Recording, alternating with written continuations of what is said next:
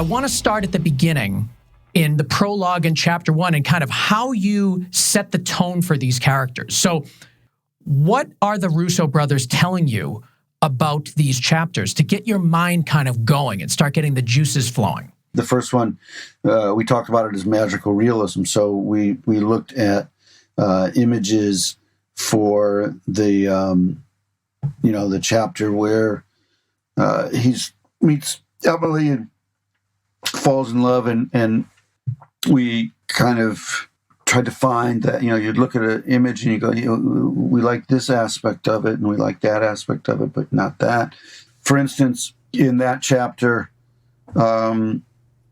we found that these Todd AO lenses, which are very old anamorphic lenses developed first in the 50s, gave us some of this feel. That was, a part of a number of other things that we used to get across this sort of kind of romantic, almost fairy tale-like. And you said Todd AO anamorphics? Yeah, Todd AO. In the 50s, Mike Todd was a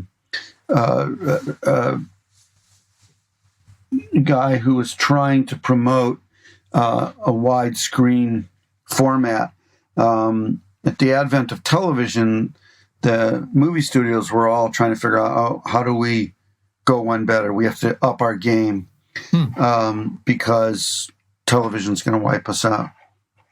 Kind of like they have to do now. Yeah, exactly.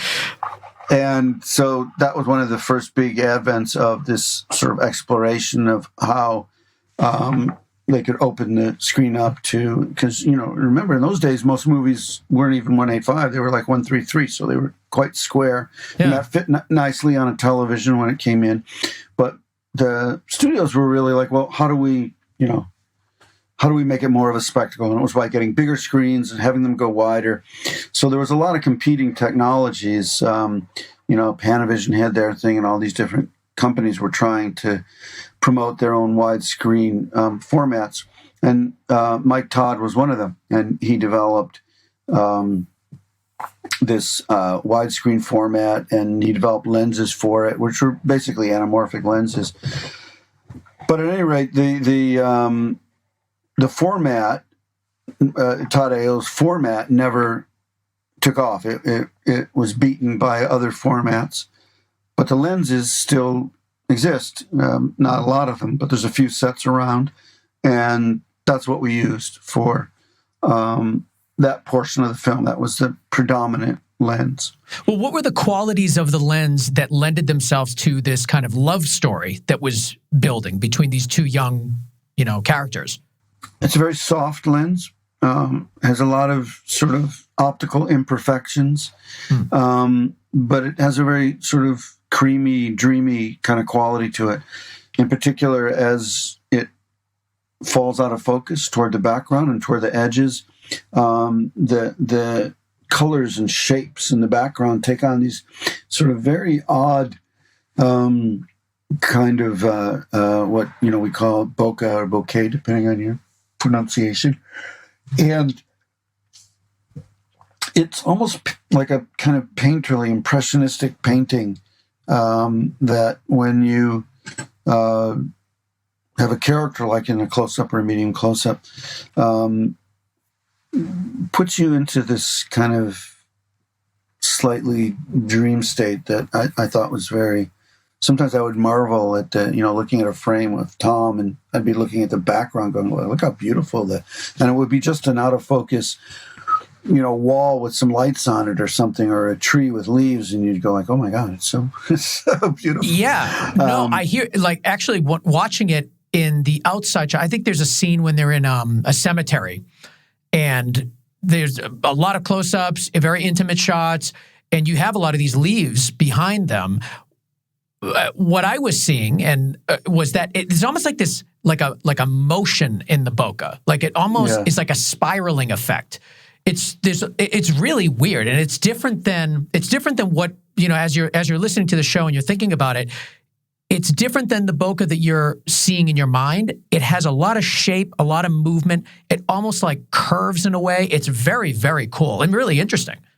Yeah, it's a very it has a very fairy tale-like feel, and it is different in each one of the lenses. With the Tadeos, the 55 millimeter was like our, I probably did half the movie on that one lens, if not more.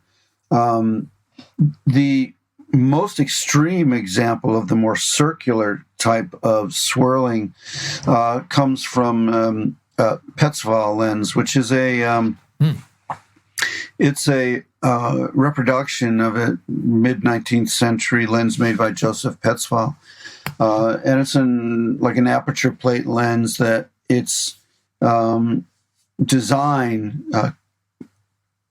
and it's really impacted by the amount you open up the lens or close it down. It creates this kind of swirl of the edges of the frame.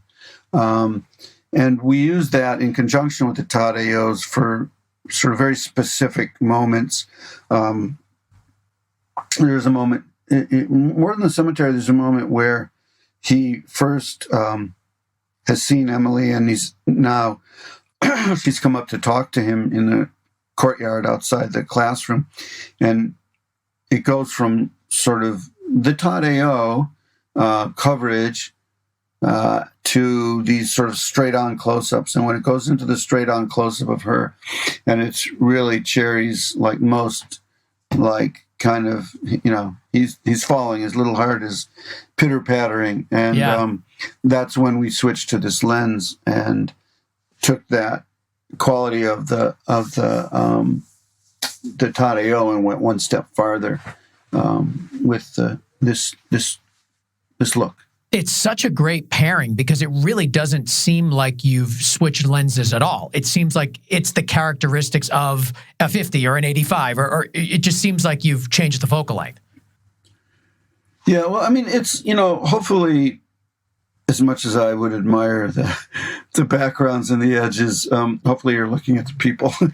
Of course. But I think anybody, myself included, anybody listening to this show, are looking at everything. I mean, that's right. The fun of it. It's one of those effects that can be it can sit behind the performance, and it's not like some kind of swishing fast 360 camera move where there's no way of not acknowledging it or knowing it.